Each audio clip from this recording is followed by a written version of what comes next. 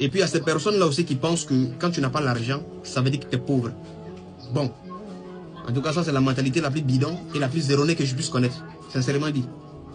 Parce qu'en fait, certes, l'argent fait partie de la richesse, mais l'argent n'est pas la richesse. Je répète, gardez ça en tête. L'argent fait partie de la richesse, mais l'argent n'est pas la richesse. Voilà, parce que la richesse a certains assemblages de choses en fait.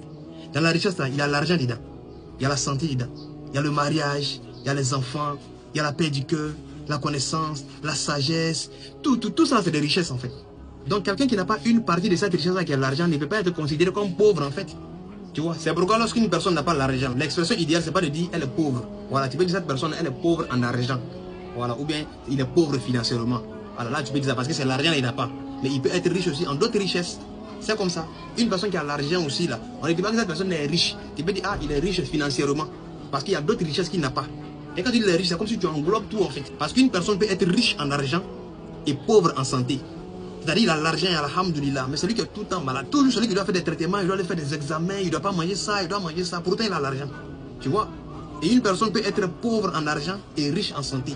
Certes, il n'a pas l'argent, mais il est tout le temps en bonne santé. C'est très rare que tu vas le voir tomber malade comme ça. Et lui, il n'a pas besoin à chaque fois de faire examen comme ce soit, il est tout le temps joué. Ça, c'est sa richesse qui est là. Et aussi, une personne peut être riche en argent, mais pauvre en mariage. Et il a l'argent, il a tout, alhamdoulilah, mais mariage pour gagner ça là, non. Quand il marie une femme, quelques mois après, il divorce. Il n'a jamais un foyer stable. Comme une personne peut être pauvre aussi en argent, mais alhamdoulilah, la bonne femme tranquille. Tu vois. Une personne peut être riche en mariage. C'est-à-dire, il est marié, la bonne femme, alhamdoulilah, mais il est pauvre en enfant. Depuis longtemps, il cherche des enfants, mais il ne gagne pas. Et une personne peut être riche en enfants. Il a beaucoup d'enfants, mais il est pauvre en éducation de ses enfants-là. Il n'arrive même pas à les éduquer. Comme une personne peut être pauvre en argent, c'est-à-dire pauvre financièrement, mais il est très riche en sagesse. Et cette sagesse peut lui permettre de vivre une vie stable. Alors qu'une personne peut être riche en argent, mais très bête. Il y a des gens qui ont l'âme, ils sont bêtes de façon. Quand tu t'assois, tu regardes son comportement, avec tout l'argent qu'il a, mais quand tu vois son comportement, tu as l'impression que ça ne va pas en fait. Donc tous ces différents aspects-là, c'est des richesses en fait. Tu vois, donc une personne qui n'a pas l'argent, c'est l'argent il n'a pas. Mais il peut être riche aussi en d'autres valeurs que l'argent ne peut pas acheter. En fait, c'est comme un arbre en fait. Et ce table a plusieurs branches. Tu vois, il y a la branche de l'argent ici, branche de santé ici, branche du mariage ici, tu as vu. Voilà, donc si une branche est cassée là, est-ce que c'est l'arbre qui est cassé? Non, il y a d'autres richesses encore qui sont là.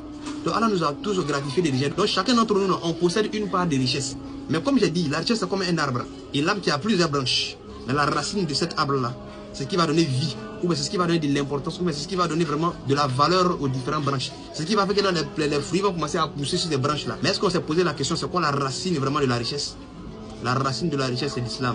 Parce que c'est l'islam qui va venir donner de la valeur à ces richesses-là. C'est l'islam qui va venir te dire comment est-ce que tu vas utiliser ces richesses-là afin que ces richesses-là ne puissent pas te nuire. Parce que sans l'islam dans ta vie, là, tu vas utiliser ces richesses-là dans le mauvais sens. Et ça va venir par te pénaliser, que ce soit ici-bas et aussi envers ton Seigneur. Pour une personne qui est riche en argent, c'est l'islam qui va venir te dire comment est-ce que tu dois utiliser cet argent afin qu'elle ne soit pas une cause de ta propre perte. Pour une personne qui est riche en santé, c'est l'islam qui va venir te dire comment tu vas utiliser cette santé-là afin qu'elle ne te détruise pas. Pour une personne qui est riche en mariage, c'est l'islam qui va venir te dire comment utiliser vraiment ce mariage-là afin que cela ne cause pas ta propre perte et gâcher la relation qu'il y a entre toi et ton Seigneur. Et afin que tu ne nuises pas aussi à ton épouse. Pour une personne qui est riche en enfants, c'est l'islam qui va venir te montrer comment éduquer ses enfants afin que tu ne regrettes pas pourquoi est-ce que tu les as mis au monde. En fait, c'est l'islam qui est la racine même de toutes ces richesses-là. S'il n'y a pas l'islam dedans, automatiquement, elle devient vaine. Ça fait un désordre total. C'est pourquoi les savants ont l'habitude de dire que quoi? La plus grande richesse c'est l'islam. C'est-à-dire, peu importe ce que tu vas posséder, l'argent, femme, mariage, santé, si tu n'as pas l'islam, tu es le plus pauvre de la terre. Ils ont regroupé la richesse à l'islam automatiquement pour dire, peu importe ce que tu vas posséder, s'il n'y a pas l'islam dedans, tu es foutu. C'est pourquoi Allah nous a jamais motivé à aller vers l'argent, mais il nous a toujours motivé à venir vers l'islam. Allah ne nous dit pas, cherchez l'argent, vous allez avoir une bonne vie. Ou bien chercher les femmes, vous allez réussir. Ou bien chercher les enfants. Non. Allah dit, cherchez l'islam. Comme c'est que le prophète Noé disait à son peuple, demandez le pardon de votre Seigneur, en fait il vous gratifie.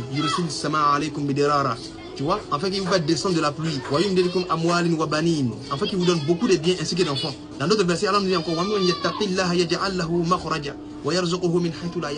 celui qui craint Allah, Allah va lui donner une issue favorable et il va lui donner sa subsistance là où il ne s'entend même pas. Et encore dans d'autres versets, Allah nous dit, celui qui craint Allah, Allah va lui faciliter toutes choses.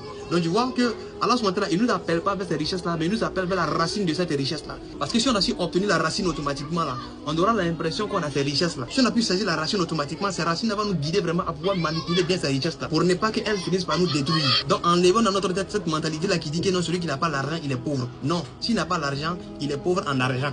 Voilà. S'il n'a pas enfant, il est pauvre en enfant. S'il n'a pas la santé, il est pauvre en santé. Voilà. Mettez les choses à leur place. Et quand il est pauvre en même temps, c'est comme si tu disais qu'il n'a rien en même temps. Une personne qui n'a pas l'argent et une personne qui a l'islam là, c'est la même chose. Il peut arriver des cas aussi où une personne est riche en argent, riche en santé, riche aussi en enfants, et puis encore riche aussi en islam, qui est la racine même de la richesse. Si une personne a ça là, donc on dit ça c'est la grâce d'Allah et il accorde à qui il veut.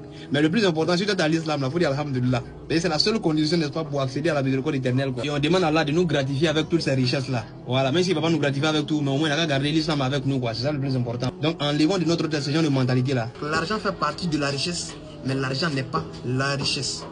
Quand même de la bonne compréhension. Sans